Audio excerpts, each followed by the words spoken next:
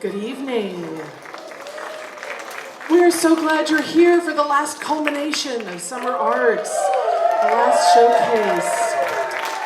I'm Kimberly Dark, and I have the pleasure of being the course coordinator for essay writing, personal passions, and public issues. I'm going to remind you now that no photos or videos, and also to thank our guest artists that have been with us this week. We had Roxane Gay, Lydia Yuknovich, Melissa Fabello, and Imran Siddiqui helping us this week, and they were magnificent. So, you're going to hear from some of the students tonight. We've worked primarily on 3 types of essay, and so you're going to hear a sampling of each. There will also be chapbooks in the lobby as you exit. You can take one of those and read more of the student work. So it's possible to hear from everyone, just not on this stage tonight. So please help me welcome the students. Come on out.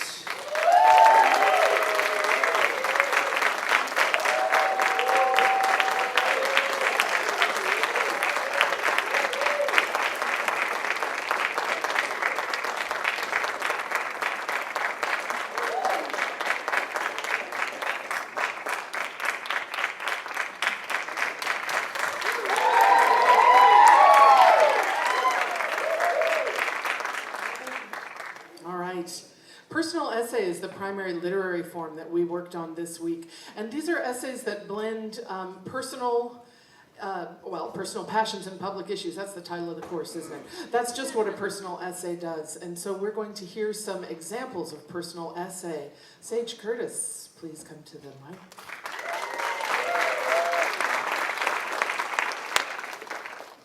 Hi, everybody. This piece is called What a Mother Passes On. My mother has locked herself in her bathroom. On the other side of the glossy, pristinely white door, my sister is crying on the phone. I'm speeding up the 680, heading north towards them at 85 miles an hour. No one knows what set her off this time. She was normal drunk, my sister says to me on the other end of the line. Then she snapped. No one can see into the bathroom, but I'm picturing her there, sitting on the floor, surrounding herself with all the pills she has, empty orange-yellow containers. A female body is all at once muse, mother, oracle, ruler, witch, and worker. She has been sung, painted, sculpted, and written, yet she is not kind to herself. The world is not kind to her. There is so many ways she abuses her own body. Time and habits hard on it. There are times she is unable to gather the strands of beauty that are left to make her whole. My father is trying to stay calm. I can hear him through my speakerphone, his cheek pressed against the door. Sherry, he almost sighs. This is ridiculous. You've got your daughters all worked up. Sage is on her way here now. I'm trying to be loud enough through the phone that she can hear me too. I'm coming, I say. No one can decide whether addiction is learned or genetic. It's not clear why, but there seems to be a thread of it through families, fathers to sons, mothers to daughters. There is a tradition of giving it away, of passing it along, the words of it written into our bones. It's nearly 11 p.m. by the time I get there. I'm worried about all the doors I'm not worried about all the doors I'm slamming behind me to get to that bathroom. Mom, I say, it's me. Please, open the door. Alcohol enters the body through your stomach, infiltrating your bloodstream. It reaches your heart, your brain, your muscles. This happens very quickly. The body can't store it, so your liver helps out, breaks it down into acetaldehyde. It's a highly toxic substance. Women are made of less water than men, and so the concentration of alcohol in the bloodstream gets much higher. A female body is expected to be all at once caretaker and self. She is supposed to be strong, but only for others. She is in the service of children, of husband, of boss, of God. She gives the pieces of herself away or has them taken forcefully. When the door opens, she is sitting exactly like I imagine her, naked from the waist down. She is crying, but silently. Mom, I say, what happened? I don't know, she tells me. I'm just sad. Long-term alcoholism weakens the heart, causing it to stretch and droop. Its steady beat becomes irregular. The frontal lobes of your brain begin to shrink, slowly turn to mush. There are moments of the nights, of the days, of your life gone black. Over time, you become dependent. It becomes difficult to gain control. I'm trying to gain control of the situation. I hand her a washcloth soaked in cold water like she's done for me so many times. I say, clean yourself up, but all I'm thinking is, it's coming for me.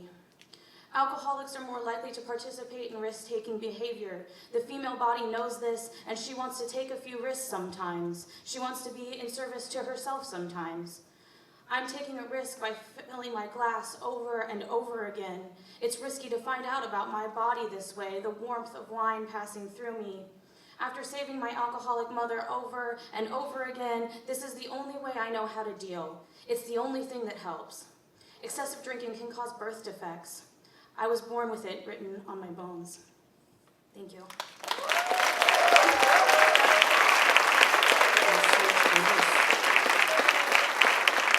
Please welcome Dominic Cummins.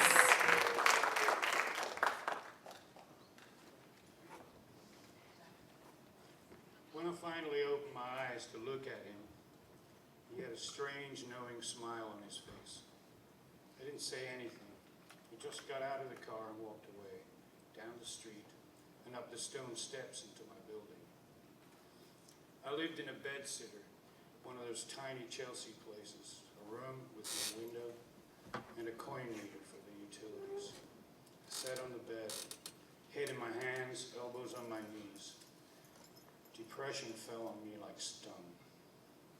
I knew that my sister thought I was gay. She was always introducing me to her gay friends, and she had given me a book called All the Sad Young Men. I'd never read it, but I glanced around the room looking for it as if it could help me now. I'd always felt like an outsider.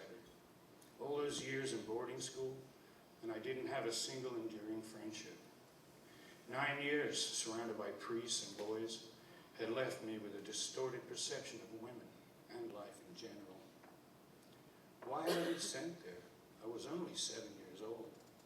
And to Ireland, of all places, a country that had been colonized and beaten into submission by the British for centuries. And me, the son of a British officer. I was not welcome there. I was another. Had I done something wrong? Was I being protected? My mind took me back to Dublin. I walked through the gate in that high stone wall. I remembered standing in Father O'Malley's office being questioned about nighttime emissions. He was so persistent, he scared me. But to be honest, at 7 years of age, I was too young to know what he was talking about. For the next 9 years, I was told what to do. When to sleep, when to wake, what to wear, to eat what I was given. I was told what to read, what to say, what to think, what to believe. Retribution was swift and painful. I learned to conform.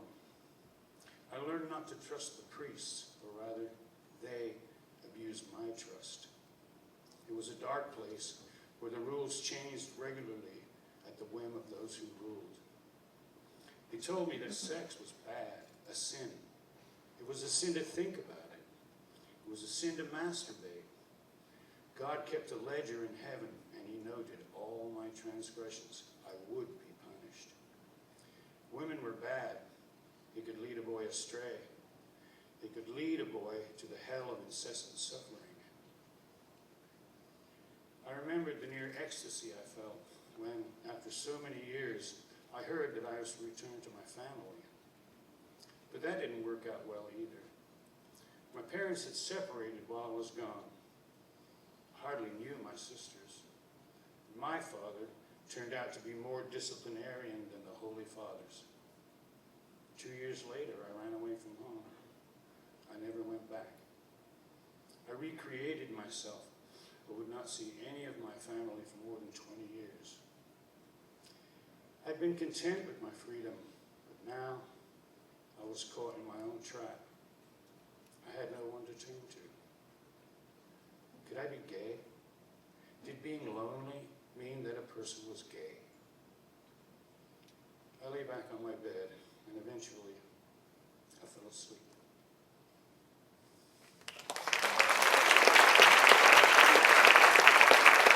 Thank you, Dominic. Please Please welcome Natalie Wilson.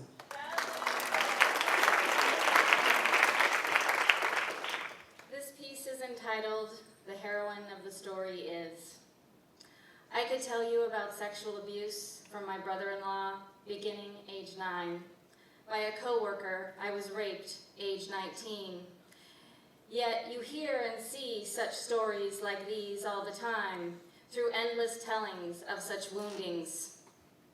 The careless lies we tell ourselves about being human, the stories of violence and violation. These are political stories, mythic stories, stories of power and powerlessness. So too is the story of addiction. We tell these stories to each other, to our own bodies, in different ways. Addiction is projectile vomiting on the floor, the walls, police at my front door, knocking and knocking again. Searching terms for heroin online, trying to decipher the myriad texts on the cracked cell phone screen of my son's life. It is his trunk full of stolen goods, the kind you can barter for cash, empty bottles, the entrails of an addict's life, female clothing, condoms. Often, I misspell the words heroin and heroin, mixing them up, forgetting which is which. Heroine with an E, the female hero, an oxymoron in our culture. And heroin, the E cut off, the drug, dragon, H, tar, mud, smack. My grandmother was a heroine in my story, but a cruel one, intentionally so. She would swing cats by their tails and throw them as far as she could. She took pleasure in cutting the heads off of chickens, then watching them, their bodies nodding spasmically, but blood spouting from their tender necks. When she brushed my hair, readying it for the surgical French braid, I had to be still or I would be smacked. What might she have been like as a mother, this off with your head grandmother, for my own mother? My mother who regularly suggests, subtly and not so subtly, my son's heroin addiction is my fault. Still, our culture taught her to love him, love any man, more than any daughter, more than this daughter. Still, I am the wrong gender, she is the wrong kind of mother. We are but memories of our mothers, lost daughters, abandoned sons, absent fathers, our heads so cut off, our bodies can keep going through the spasms of pain, giving birth to a stillborn world. Memories of Medusa discount her rape, focus on the hair made of snakes, the riot girl rage. Perseus forced into the role of hero, decapitated her. Why do we expect men, nothing but boys with more years, to be heroes? To journey through a world that pierces their human fragility, yet expects them not to cry? Why do we expect mothers to save their children, to be the heroines, not of their own stories, but their children's? There is a conversation we are not having about masculinity, the I've got balls bravado, only ever an attempted approximation, as with my toddler son, in his Superman costume, leaping through the living room, cape flying behind his head of curls, trying to be the man of steel.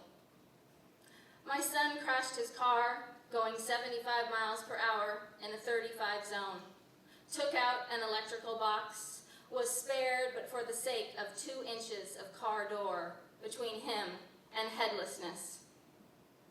Oxy and Percocet were being handed around like candy in his sticky elementary school years. In high school, heroin passed like classroom love notes, the lines blurred. Hi, school. Hi, hi, high school. My son, a Virgo, takes things literally. The world spins on its axis, a ball of foil in a crumpled universe. Endless wars are endlessly waged, and capitalism keeps doing its ka-ching, ka-ching thing. I want to be the heroine of the story, to save the addict, to be Medusa, Lilith, Eve in the garden before my son's fall. And what of the violence done to Adam's body, the stolen rib taken from him to create Eve?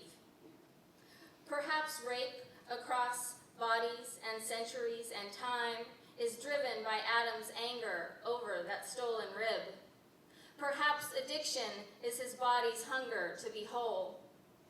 Our sons are but seedlings, Monsanto clones, growing in the toxic soil, injected, infected, shot up, shot down, shot down, shot. Violence is a guarantee in this world. Love is not. What hero or heroine can change this world full of bodies, full of bullet holes, bodies rent open, spoonful by spoonful? Inject it with love, inject it with love. Love the addict, love the rapist. As hard as it is, he too is someone's son. Thank you.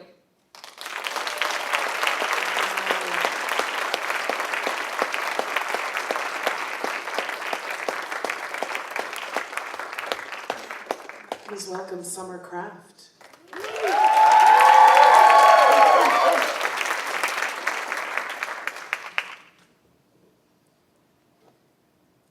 Sometimes a mirror is just a mirror.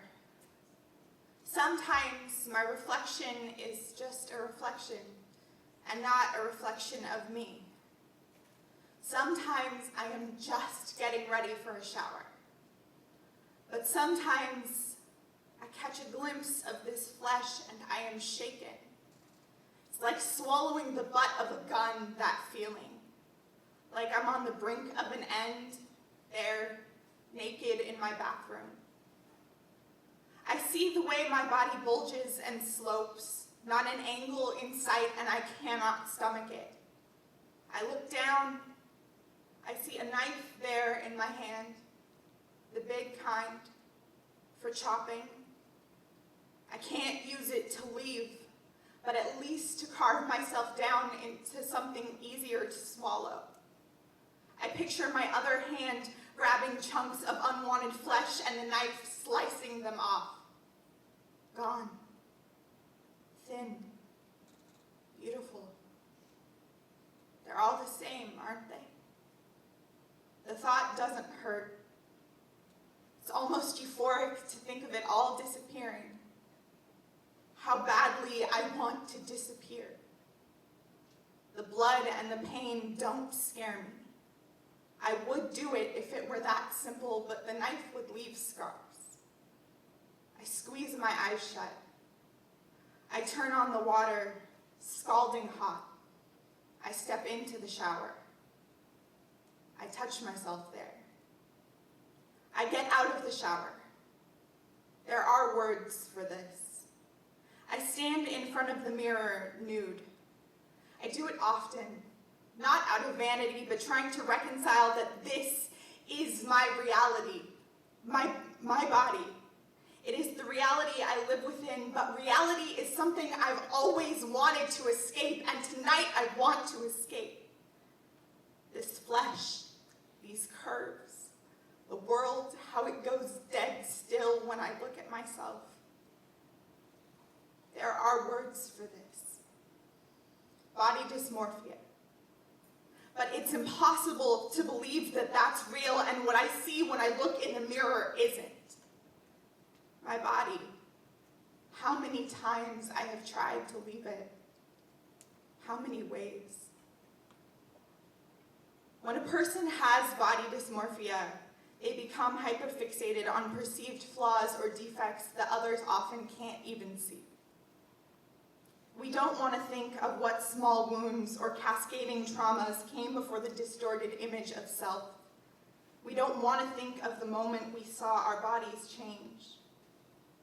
The only way I knew how to inhabit my body was to squeeze my eyes shut and rub myself for hours, nearly shuddering out of myself, shocked by the way that my body was in every way just a body then. It felt like the closest thing to being held, and how badly I wanted to be held. Eating disorders are extremely common in people with body dysmorphia. And the swell of hunger is much like the swell of sex. It aches in the good way. The feeling grows and complicates and eventually ends in satisfaction, the surrender. I used to be mesmerized by my face in the mirror, the fact that I had eyes. I would stare into myself for hours. I was smaller then. I liked that when I looked in the mirror, it seemed like I was the only person in the world. In that room alone, it felt okay to exist. But existing is different than living. To live, you have to risk being seen.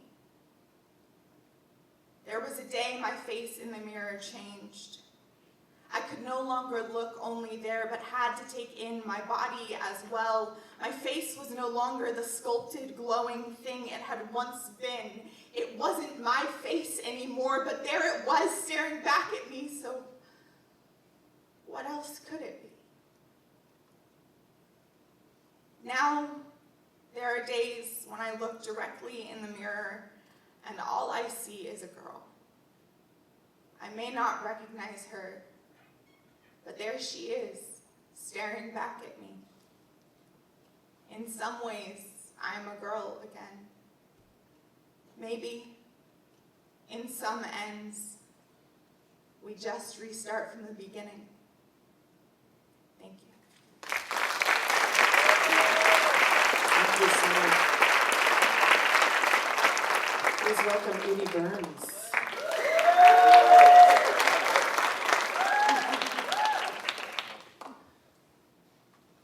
4 a.m., something wakes me up. It is nothing I can see or hear. It is an uneasiness I feel. Something that I can't put my finger on has upset the order of the universe, and all is not right with my world. The walk from the elevator to the ICU waiting room is a long one. My feet are heavy and my chest is pounding as I make my way towards the double doors. I run my hand along the smooth wall that is brightly painted with a mural of vineyards on rolling hills under a blue sky. I push my way into the room and am greeted by happy photos of mommies and daddies and children and fluffy animals adorning the sunshine yellow walls. There are small groups of people huddled together in various corners of the room, but we are not fooled by the happiness on the walls. This is the death floor. Elena is my daughter, even though I did not give birth to her.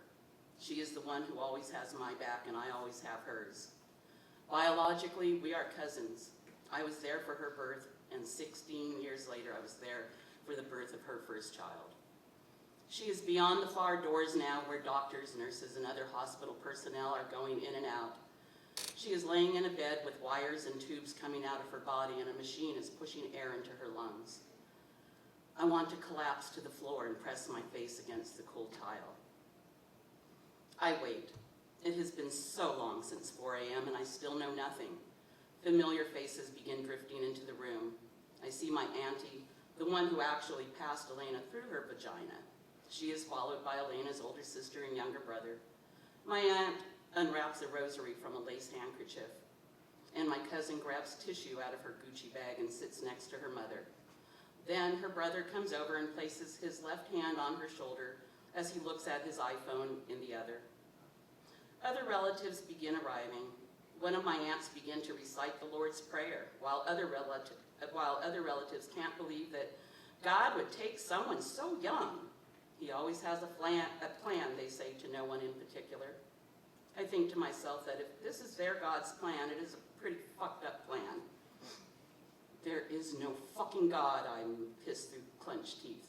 A room full of heads snap their way towards me, and I imagine tiny cartoon bullets shooting from their eyes. I feel like I'm 12 years old again and about to get smacked with my aunt's leather-soled chancla for some anti-Catholic remark I made. I want to get on a soapbox and scream my hatred of the whole idea of religion, of God, of any God. Instead, I walk out, avoiding eye contact with everyone. I've never been able to wrap my brain around a person's need to worship an invisible being that lives in the clouds and decides the fates of everyone on earth. Even at an early age, as I was being dragged to church by my father's Methodist family, I would question the validity of the stories I was being taught in Sunday school. I would often go home and have to eat soap because of the disrespectful questions I would ask. When my paternal grandmother died, my mother began taking me to her church. When I began to make priest versus altar boy jokes, she stopped making me go with her. Now, here I was on the worst day of my life, wishing I believed in the fantasy, so I could hate the being that put this fucked up plan into action. I wanted to punch this family of mine in their collective faces. They hadn't talked to Elena or me in over 5 years. The last things I can remember them saying left her in tears and me seething. We didn't lead the proper Christian lifestyle that was expected of us. Yet, there they were with all their religious accoutrements. I kept asking myself, why is it so important for them to put on the show? Is it because they truly believe in the mythical land of heaven? Do they feel they need to forgive Elena for the moral wrongs that she has done? Or do they feel a twinge of guilt for not showing their love to her before she was hooked up to a machine? I am hoping it is the latter. April 17th, 2015, approximately 4 a.m. The worst day of my life. It is the day I learned the difference between being in a coma and brain dead. It is the day I briefly wished I believed in a higher being so that I could hate. When I try and dissect religion, I realize that I see it as a placebo, a way to accept the tragedies and traumas of life. It is a way to reconcile the wrongs we have done to ourselves and to others, giving the responsibility over to a higher entity and his plan. It is 4 o'clock of any morning. It is the time I now wake up. It is the time your heart stopped for too long and your brain died. Sometimes after a good cry, I can go back to sleep for a couple of hours. Sometimes I don't. The clock in my brain has been stuck on this hour for so long. I lay in the dark and I see your beautiful face. I sometimes wish very hard that maybe there could be a heaven. Perhaps you are there waiting in the rocking chair on the porch of the cabin in the woods we were going to build. The one we were going to grow old together and our grandchildren would come to visit. Remember that? That was our plan, and it was a goddamn good one. Thank you.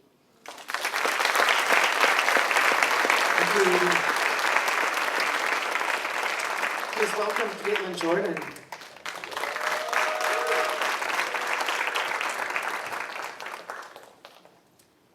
Years ago, I held chicken soup for the girl's soul in front of me like a paper-bound relic of 6th grade. It was the latest in a string of growing up books, conspicuously pushed under my closed bedroom door, from American Girl books to explicit puberty guides with horrifically detailed genitalia diagrams. These were my mother's diplomatic attempts at bridging the talk. Each book was a carefully selected silent speech, a way to address change without any actual address. They were silent ambassadors. I was a diplomat of my own body. In other words, I met my body through books. I met it like so many girls do, quietly, covertly, shamefully. This was no real fault of my mother's. My mother has never shied away from controversy. Even then, I knew that her makeshift puberty reading list was more out of concern for my privacy than any motherly conservatism. If I had asked her, she would have told me every scalding detail. I couldn't ask, though. My body seemed like a habitual stranger, familiar but unknown. I couldn't bridge my own shame. The Stanford rape victim, as she has been dubbed in print, was undressed by strangers. First by a rapist, then by nurses. I can't repeat what she says about this. It's not my story, and I do not write to become a vulture. I imagine this faceless woman often, however. I imagine her as a book sliding under my bedroom door. I imagine her as a prophecy in my 12-year-old hands. In reality, my mother emailed me the link to her testimony. My mother and I have been thinking a lot about rape. This fall, I will find myself in a college dormitory, and she is determined to put the fear of God in me before I go. She compiles folders of college tips, stacks documentaries on sexual assault, collects statistics, and spits fraternity names like weapons. It is like 6th grade, only I have grown 2 inches and gained an ability to say my body without blushing. We agree that going to college shouldn't feel like arming yourself for battle, shouldn't feel like a gamble. We prepare anyway. Did the Stanford woman prepare to not be assaulted? Did she read Chicken Soup as a little girl? Did she stand in front of mirrors confused by her own body? Did she examine herself as a growing weed made of joints and thorns? Did she compile college statistics like tally marks? Did that prepare her for January 17th? For an animal of a person, for the feelings when weeks later she saw her case reported online and realized her body had become a public bookmark. Unconscious women often become public objects. Conscious ones too. We are told sexual assault is an outlier, but I am thinking about my mother shoving books under my door because she wanted to protect me and guide me in equal measure. The way she hugs me when I wear my college sweatshirt. The Stanford woman, unnamed and unapologetic in the face of, how much did you drink? Do you have a history of cheating? What were you wearing? There is no way to prevent something that could never be your fault. Sometimes I think, if I hadn't gone, then this never would have happened, says the Stanford woman, the Stanford survivor. But then I realized it would have happened, just to somebody else. My mother knows this, yet she can't stop trying. Don't take drinks from guys, she reminds me. Actually, if you go to a party, grab a beer and don't drink it. That way no one will offer you drinks. Like 2 people who fear something they have never experienced, my mother and I create scenarios as shields. We generalize, exaggerate. Together, we march on the front lines of denial. At what point do we stop scrounging in fear and shame and begin to see our bodies as ammunition? Years ago, I traced the edges of Chicken Soup for the girl's soul and embarrassment. I imagined myself clumsily experiencing this otherworldly change of bras and boys, shedding some t-shirt child skin and stepping into place. I have shed my skin now. I am 17 and selfish. Right now, every statistic I hear seems terrifying, and I do not understand how I could bring a daughter into a world that taught me to shame my body before I even learned what it was becoming. I do not know how I could tear myself off into another human, knowing I can never contain enough love to keep them safe. But I hope one day I will want to. I hope I will create a life without trepidation for myself, for my mothers, for all the future mothers who are not yet born. Silence creates shame. I will balance growing up books against my own words and refuse to be quiet. Thank you. Thank you, Caitlin.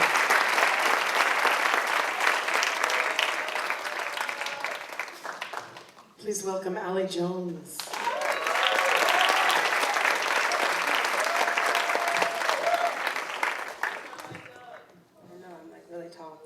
Okay, this piece is called Warrior Within. I started hating Star Wars when I was 13, but I'm a nerd to the core. From the screen to the page, I had a word of the day in 3 languages. I was always that kid that loved staying home, curled up with a book. The characters became my people, the ones who understood me when I couldn't. Books became my portal into another world. 2005 was the year I actively started hating myself. The same year Hurricane Katrina hit New Orleans, George Bush began his 2nd term, and YouTube was founded. This is a very monumental year in my life. I had been disgusted with myself since 5th grade, and I started dieting and taking weight loss pills. I remember everything about that year, the year I went numb. First, I went on autopilot. The year loathing entered my veins. I hated what I looked like. I hated the clothes I wore. I hated everything that was me. The images I saw growing up taught me that beauty was happiness, and talent or brains meant nothing without an aesthetic. The first week of 8th grade, I tried to dress up. Back then, dressing up meant cute jeans, a t-shirt, and some eyeliner. I didn't regularly wear makeup, but my group of friends did, so I thought, well, I must be doing something wrong. Let me try this. My friend Marcus and I joked all the time the year before. We laughed about everything and nothing. The first week of 8th grade, I was pumped to see him because most of my friends from the year before were older and now freshmen in high school. When I came to class all chipper and perky, I said, "Hey Marcus, how's your summer?" He took a moment. Before responding, he gave me a side eye, then laughed at the guy sitting next to him. Marcus looked at me like he'd never seen me before. He was with this new kid, Quincy. First, they started cracking jokes on each other. As the semester went on, they found a new play toy, me. A place I had coveted for so long became my prison. The two were in my PE and English class. English was my favorite. I read every book assigned, turned in all of my assignments, but never spoke in class. I didn't want to give them any ammunition, so I sat quietly in the front row, hoping their words wouldn't travel. They would call me names like Sasquatch, Chewbacca, Andre the Giant. Chewbacca was their favorite. I heard that one every single day. When I began to tune them out, they decided to start attacking with anything they could to get me to flinch. Oreo, whitewash, are you actually black? I bet you don't eat fried chicken or watermelon. For them, that's what it meant to be black. We were all going through puberty with hair growing in places we did not know hair could grow. Growth spurts that were uncontrollable, but somehow I was too tall, too fat, too hairy for 13 years old. They were relentless. I let their words sink into my skin and find home in the back of my head. That was the year my body became a bad joke. Not good enough. Not good enough. Never good enough. Never enough. Never. I was on autopilot. Hollow, lifeless, numb. In 2010, I embarked on a journey of self-love. I auditioned for Vagina Monologues, a social action play I fell in love with the year before. I was always entranced with the stage and the way actors would float about. Theater transformed the way I saw myself and those around me, a place of infinite, wondrous possibilities. I was afraid of the stage, afraid of my voice, afraid of how loud it might be. I was terrified of what I had to say. It is where I lost and found my voice. The stage is where I opened wounds and found healing in words. It gave me a platform to express things I could never bring myself to say in real life. On the stage, I defied rules while making my own. My vagina warriors, goddesses of mythic proportions, who are everything I want to be. Powerful, graceful, and loving. The way these women continue to love in the face of every horrible thing that ever happened to them moved me. The way they found forgiveness in the times of their lives they tried so hard to erase inspired me. Every single one of them. I discovered a community of people like me, too tall, too fat, too nerdy, too whatever. Writers, actors, creatives, people who love too much and care too freely. Tall, curvaceous beauties, fellow awkward black girls, nerds, theater geeks, and Whovians. We're warriors in this battle to define ourselves for ourselves, building together, healing together, loving together. Good riddance to the constant questioning of my worth. Adieu to all the times I told myself I wasn't enough or way too much. The end of replaying the haunting taunts. It is mandatory that we, as believers of the world we want to live in, continue to live boldly and love radically, because we will always be enough.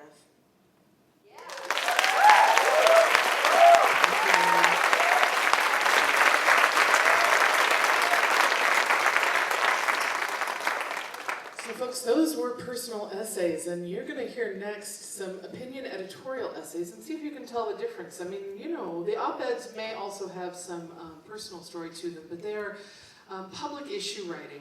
And I just want to quickly acknowledge, I mean, look, we learned about writing op-eds, we learned about submitting op-eds, we submitted op-eds. Within this 2 weeks, 6 of them have already been published.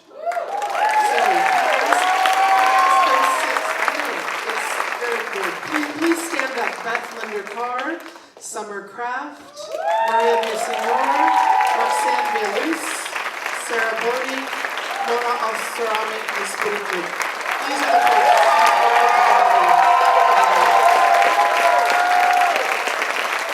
Thank you. So you're going to hear two op-eds this evening. Please welcome Liz McDonald.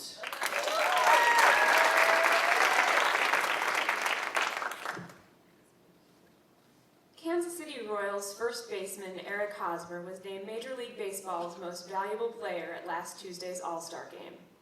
And I care. I hated sports growing up. Hated them. My father was a total sports fanatic. He ruled every television in the house, watching a game or two in the den while taping additional competitions on the bedroom, kitchen, and basement TVs. When his alma mater, Notre Dame, played, the stakes were high. If the Irish lost, there would be yelling and gnashing of teeth, stomping and slammed doors, major red-faced meltdowns complete with throbbing vein across the forehead. My brothers mimicked Dad's responses. Andrew would wail and cry and punch his pillow, throw his toys around the room. Now a KU grad, his loyalties are reserved for Jayhawk basketball. During the games, he drinks heavily and rants on Twitter. When they lose, you don't want to be anywhere in his vicinity. Owen was a Red Sox fan. I think he really admired Johnny Damon's awesome hair. On one family vacation, we went to a game at Fenway as a special treat for him, but the Sox lost. My uncle, on the sane maternal side, tried to console him, saying, "We went for the pageantry."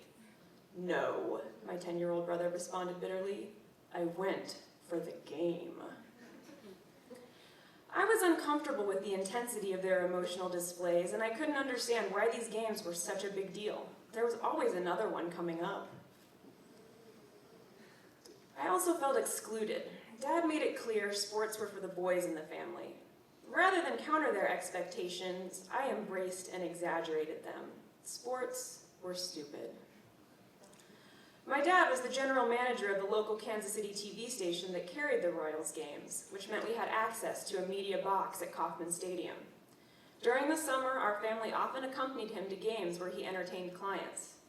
Though none of the men in the family cared enough about the Royals to have meltdowns, these games were torture for me. They were long and boring, and I was forced to wear nice clothes so that I looked presentable to the clients. I always sat in the corner reading a book. The clients would inevitably interrupt my reading and say, "Don't you like baseball?" "No, leave me alone."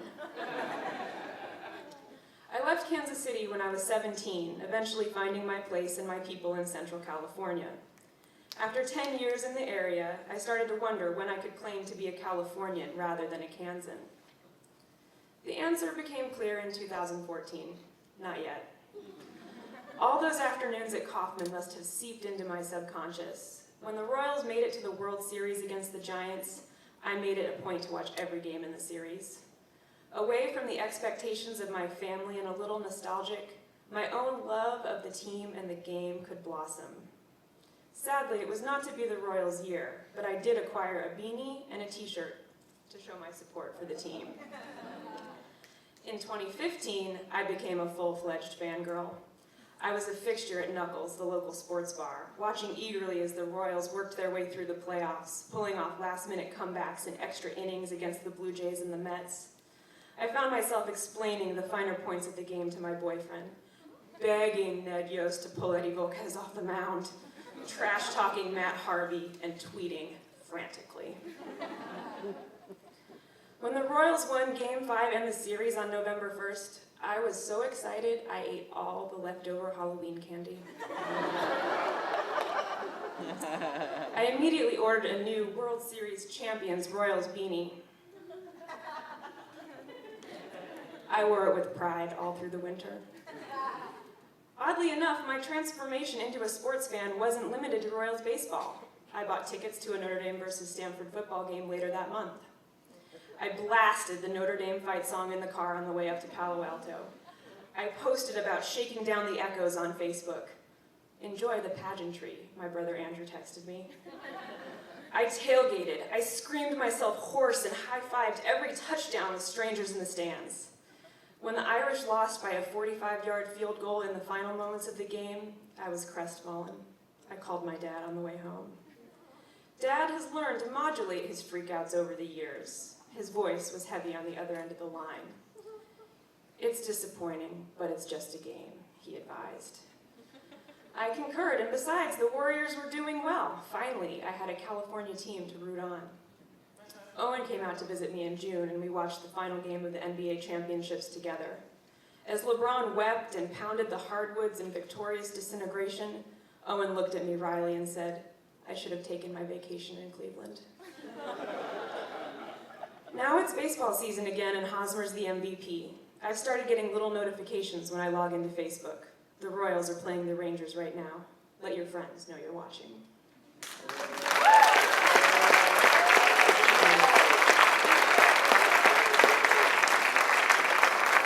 welcome Megan Hightop.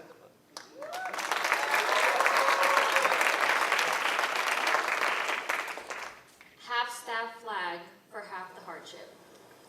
Everyone aches at the sight of America's flag dropped to the middle of the flagpole.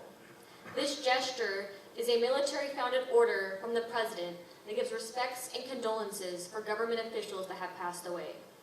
This tradition has evolved through time. In our recent decade, we have settled for good faith misunderstandings, where tragic mass shootings are recognized and are respectfully disregarded despite regulation. I believe we have all lost track of which event we're paying respects to every time the flag is lowered. Mass shootings have become a culture we are coping with and adapting to. Each flag flown at half-staff is not accounting for all horrific acts that result in death done by these mass shooters. We have more to worry about. Men and women that open fire at locations, and although few or zero lives are taken in these confrontations, they still matter. How do we choose which deserves this sign of national mourning? As we know, 14 individuals were reported dead from a shooting in San Bernardino, California in 2015, and the president ordered the flag to be lowered. In a shooting in Binghamton, New York in 2009, 13 individuals of a foreign descent at an immigration center were shot and killed, and the flag was not lowered. Does ethnicity decide? As we know, 5 police officers were killed in Dallas, Texas in 2016, and the nation's flag was lowered, but not for a family of 8 that were killed in 3 different homes in Bell, Florida in 2014. Does status decide? Lastly, as we know, 50 individuals were killed in Orlando, Florida in 2016, and the flag was lowered. While there are countless cases in groups that are shot and killed every day when the flag is not lowered, like in Las Vegas, Nevada, or Picton, Ohio, entire families are victims of a mass shooting, but the national flag remains high. Does multitude of fatality decide? The American Half-Staff Notification website displays all orders by the president when the flag is lowered, but which tragedy is chosen shows lack in representation of the ruins that the mishandling of weapons has done to our country. We are telling the people who to grieve for. The Gun Violence Archive has documented all other shootings in the U.S. that most of the country is not informed about. Some of the ones overlooked and unrecognized with the flag are Kansas City, Kansas, Appling, Georgia, Pittsburgh, Pennsylvania, and Kalamazoo, Michigan, and more. There are no minor mass shootings. According to USA Today, President Barack Obama has ordered more lowering of the flag than any other president. 66 proclamations to be exact. The idea that the flag should be at half-staff for all mass shooting occurrences is difficult to propose. But of course then the deaths just become a matter of statistic and not the identities of the persons that are forgotten by the flag. It is the ideology that mass shootings conquer our homes, neighborhoods, parking lots, movie theaters, classrooms, and living rooms. When we choose to look past these more personal places, we omit the neighborhoods and homes where we heal, where violence begins. So why do we ignore these? Perhaps because it would take away the importance of the service of the flag to those who made it in the news? This inaccuracy only tells this nation in mourning that the issue of mass shootings are less of a problem than they really are. CNN concluded that California has had 11 of 15 mass shootings in 2016. We've become familiar with the larger losses like San Bernardino, but one event does less damage to our conscience than 11 of 15. I have passion for our flag and what it's supposed to do, but it is we who give it a different meaning every day. Let us not save ourselves from the discomfort and stop pretending there are no other mass shootings taking place. This destruction should only lead our nation toward heightening our drive, and as we lose another, we can save another. Save another. Global research says most of these mass shootings are public, as opposed to in the workplace, school, and religion settings. So these extremities should be respected equally in public by flying the flag at half-staff. It is necessary to recognize every life if we cannot save them all, but it takes more steps towards reconstruction of our culture, of the minds that are missing morality while we recover from their mishaps. It starts with seeing this trauma for what it is, tremendous, rather than trivial in some places, not in others. Every shot kills something inside us. Thank you.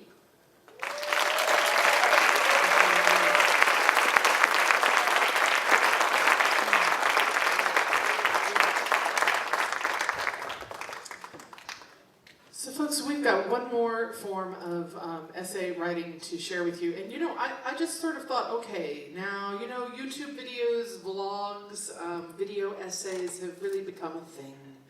And let's just devote, a day and a half to figuring out how to do that. So these were made super fast. We're going to share 6 of these short videos with you. Some of them are pretty funny. And we hope you enjoy these. They're quick drafts of this form of work.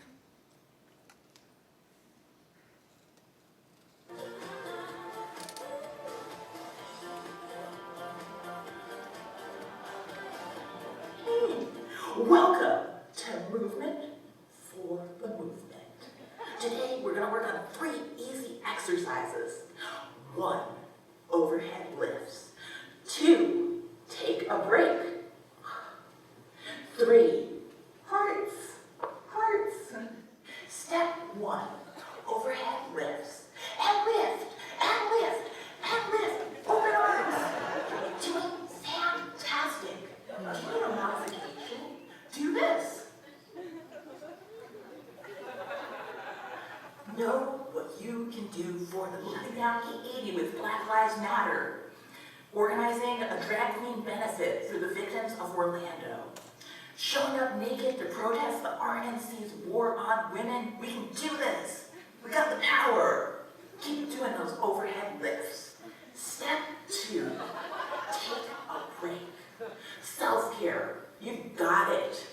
It's hard to be so up when so many heavy things keep happening and happening and happening and happening.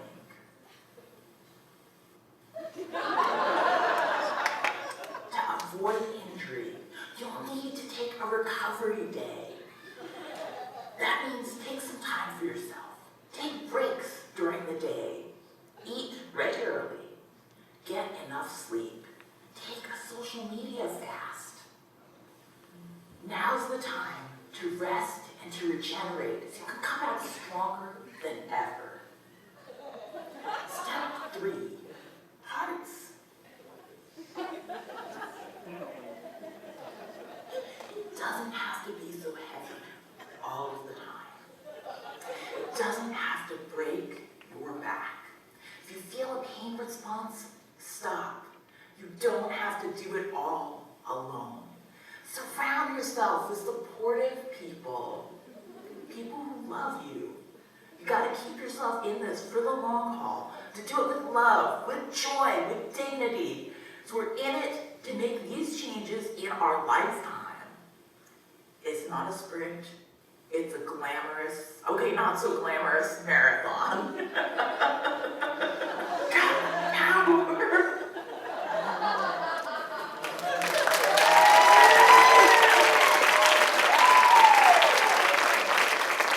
Please stand, Celeste Chan and Asha Goldweber, please. This was their video.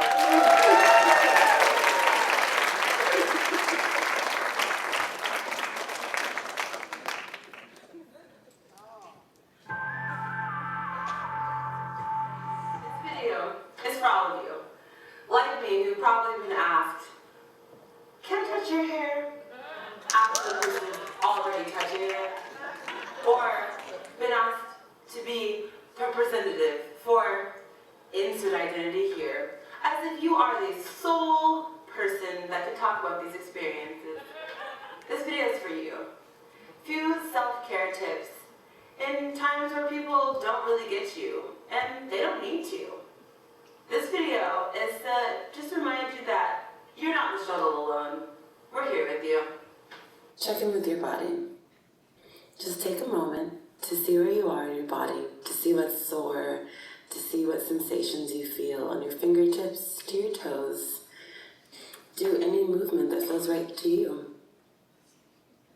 Journal with intention. When you've been talked at instead of talked to, sometimes it helps to put your voice on the page, to reframe your thoughts and just let it out. Embrace your you. Be yourself unapologetically. Take up space. Dance to your own unique rhythm.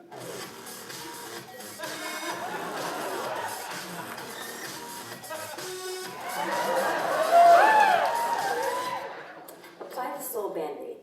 This is for when you can't respond in the moment or we don't have the time or energy. So sometimes we need to just get under some shade and sip some tea. So can I remember when we were out and we were trying to go to, I forgot what restaurant, and then like we almost got into an accident, right? I was like scared. Yeah, I don't know. Is it because you're an Asian driver?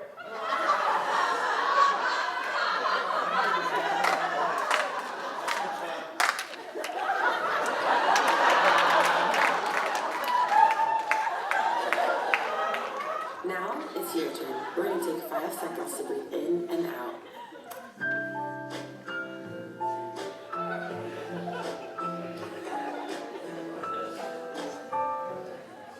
All right, so now that you're all self-care experts, time to put that to work. It's okay to be human.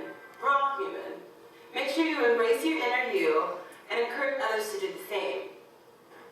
Remember that self-care is self-defined, so do what's best for you. Please comment below with the way that you take care of yourself. So please stand Allie Jones, Karen Villa, and Roxanne Release. This is their video.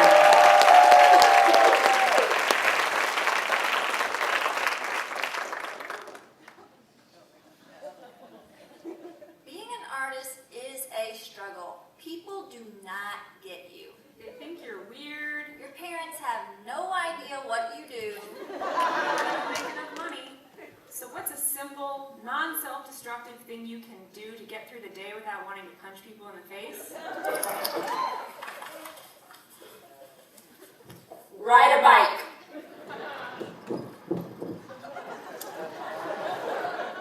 Hi, I'm Liz. And I'm Caroline. We recognize not everybody is able to ride a bike, but if you're on the fence about taking up bike commuting, consider this. Riding a bike supports creativity. Oxygen gets pumped to the brain.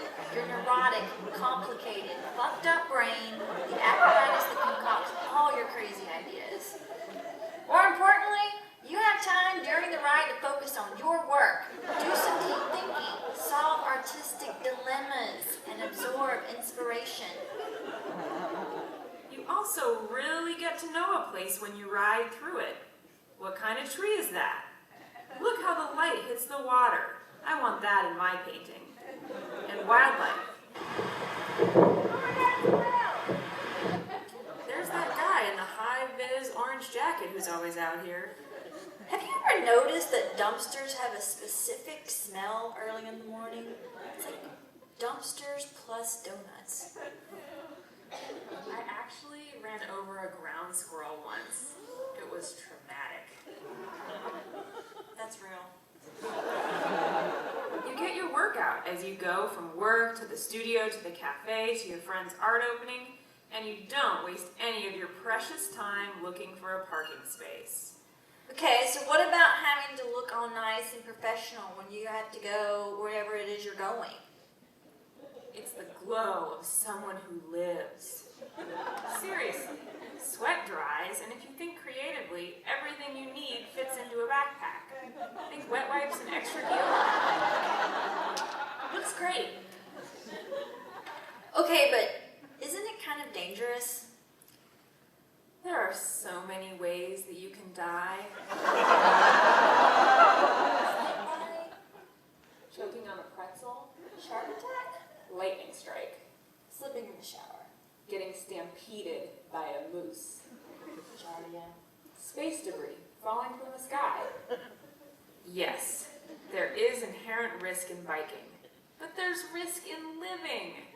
You can mitigate against risk with bright colors, lights, helmet, foghorn, and knowing the rules of the road. Okay, but what about kids? You can't just cart them everywhere you go on a bike. Don't have kids. Riding bikes makes you a better artist. It gives you material, experience, helps transform your angst into genius, and all those ideas come without having to emit any carbon.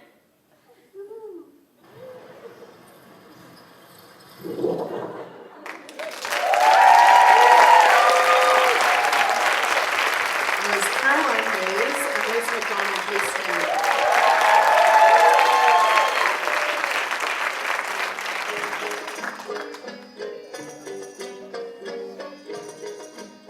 Hey y'all, welcome to Words with Problems. Words mean things, and some words have problems. Today's word with a problem, miscarriage. It's kind of amazing and really actually great that we are talking about this at all, because for a very long time, it's not okay to talk about pregnancy, period, or periods, or pregnancies, but the loss of a pregnancy, keep it secret, keep it shameful. But the thing is, now we use this word, miscarriage. And I will admit to never having really thought about this word before I experienced what it is referencing. And now I think this word has problems. Because think about it. Where does it fit in our mental lexicon?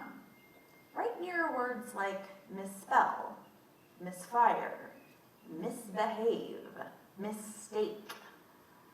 And all of those words encode in them, you should have did better. Mis means wrong. Describing this aspect of women's bodily experience this way is a problem. This experience is incredibly common. 1 in 5 pregnancies end before they come to term. The verb has been used this way since around 1520, and the noun dates from 1660. So that's a lot of women, and a really long time to be implying that women fucked up. It leads to the kinds of questions that women who are brave enough to try to normalize this experience might get, like, was there something you could have eaten differently or something? I got that question, and women get way worse. And what makes this an issue, even if this hasn't happened in your body or to a body you love, is that this is of a piece with what we do to women all the time. We say, something bad happened? Oh, I'm sorry. But why'd you wear that? Why'd you eat that? Why'd you say that? Why'd you carry it wrong? We are saying to women all the time, what's wrong with you? We do this explicitly and we do it implicitly. And now, when I find a word that to me encodes this, I just don't use it anymore. And that's tricky because there's not like a go-to alternative. I landed on my own that to me respected my grief and communicates what happened, which is I experienced the loss of an early pregnancy. I also sometimes wanted to just say fuck it and use an anagram, like instead of I had a miscarriage, I mashed a cigar air, or I read mariachi gas, or I iced a gram as hair. But really, if this word's problems matter to you, all you have to do is just listen to how women describe their experience and go with that. If they use the word miscarriage, that's fine. No shaming or policing is necessary. But you might take that extra step in your mind so that that prefix doesn't mess you up, and hold in your heart very consciously that she didn't do anything wrong.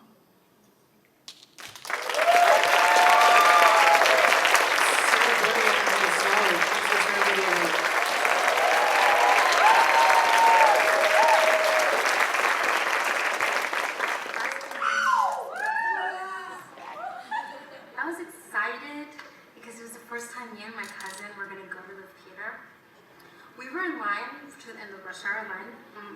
I asked the bus attendant, we want 2 discounted tickets. A lady behind us very loudly said, if you want discounted tickets, I know a place where you people can go. She said it very angrily. We ignored her comment, and then the box office attendant said that they weren't offering any discounted tickets for that particular production.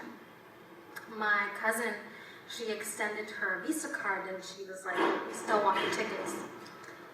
We ended up seeing the show, and then we ended up having a very long conversation about our experience. I'm thinking, the huge problem that exists within the Los Angeles live theater scene. There is no diversity in the audience, and no plays are being produced that are made of people of color. Our comments were classist, racist, and clearly I, as a Latina, was invading a predominantly white space. The audience is made up of 75% of white people, and 80% are baby boomers or older. Los Angeles has a 47.5% of a Latino population. What's the solution, Carla? The following are critical things to do to create action. 1, create an outreach program to invite as many young students and emerging adults to go and be a part of the experience of live theater. Number 2, produce plays that center stories about people of color and women, as well as hiring artists to tell those stories. Number 3, create programs that give training to these individuals of color who want to tell stories. It gives them merit, and there won't be any doubt of the quality of the work. Number 4, storytelling is part of social and racial justice cultural movement that is happening now. We deserve to be seen and to have cultural access to these spaces. It will create more unity and less hate, and we'll be connecting with others of different races.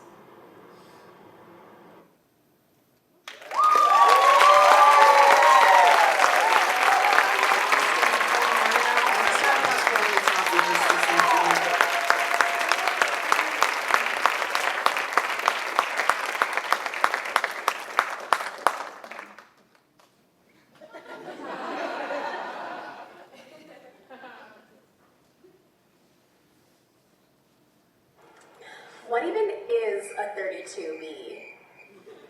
Yeah, I guess I'm just the worst. Man.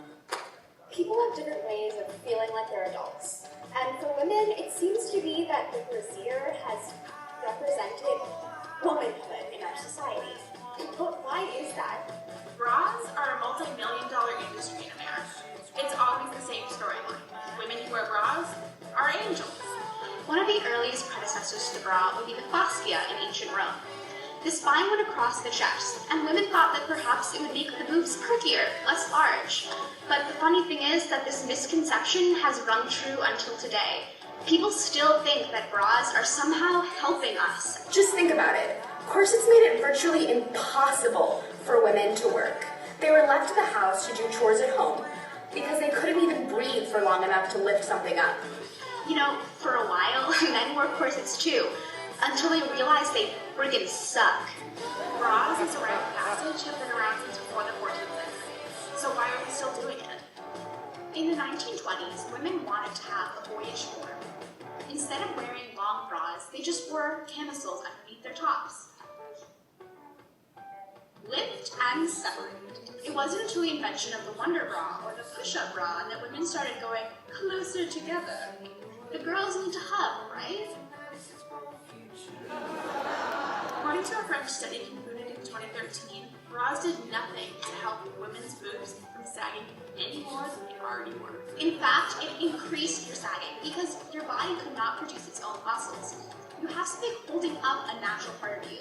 You have the power to do it yourself, women. Come on, the body's pretty magical. You do you. I remember being 4th grade, extremely jealous of all the girls wearing their tiny little sports bras. to be a woman mean to have a bra? But how could you delineate childhood from preteen by something you wear? So it doesn't really matter whether or not you're big, small, lifted, or separated. It's a matter of comfortability and whether or not you feel good in yourself. All shapes and sizes are beautiful. The symmetrical rotundity of your boobs do not suggest how beautiful you are. So at the end of the day, it's not if they're up there or down here. It's that you can breathe.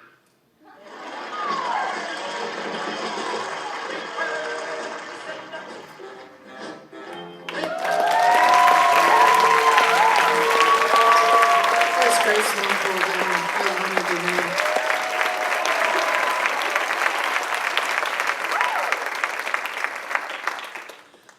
This amazing work that these folks have done this week is, you know, a lot of it's been about how we can put our voices into the public realm and make culture. So I'm so excited for them. Well, everybody please stand one more time and please give them one more round of applause.